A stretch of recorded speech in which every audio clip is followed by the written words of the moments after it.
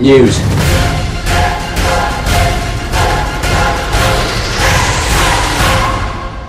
Our top story this week. British supermarket chain Tesco have heeded a severe warning from the grammar police after it was discovered they incorrectly used the word less.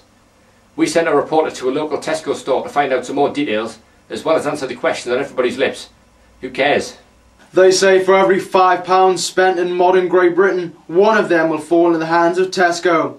But this week the reputation of the company was in serious danger after it was discovered their signs for the 10 items or less checkout were grammatically incorrect.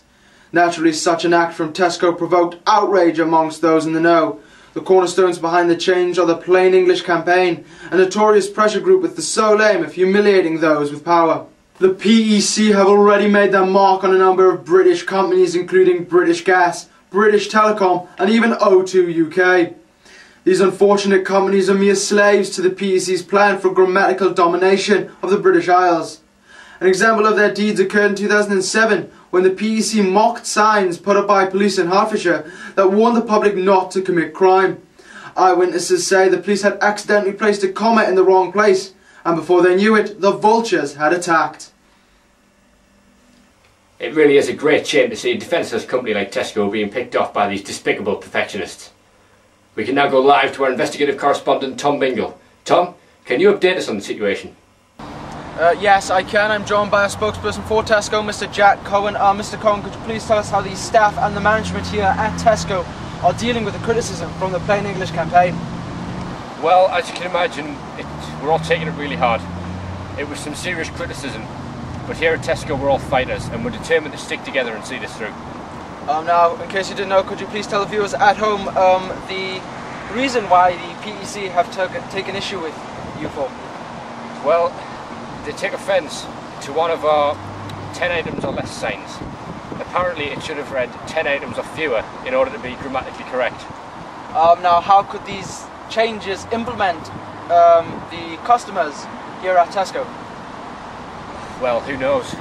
We trialled the new system in a store in Cheshire just last week, and one customer was so shocked and confused by what he saw that he dropped all of his shopping on the floor and ran out screaming. Our customers excuse me. There. Well, that's all the answers that need to be answered. A company brought to its knees by the word less.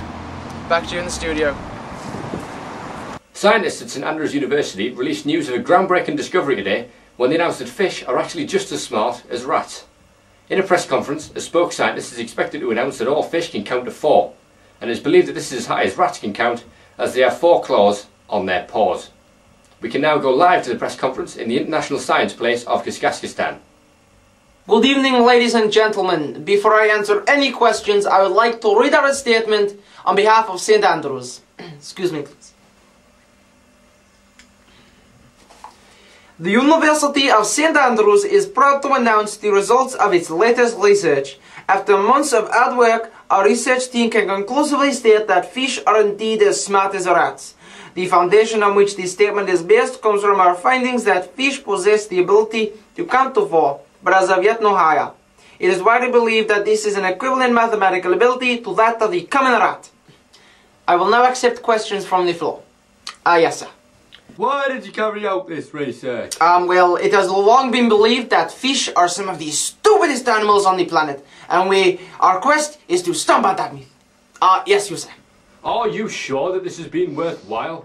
I mean, what about research on the cure for cancer? Or how fast a penguin can run the 100 metres? Why would we want to research those barbarians of the south? Those fish-eating scum would be a complete waste of our time. Yes, sir, yes. But why at this time does the human population need to know that a fish is actually as smart as a rat?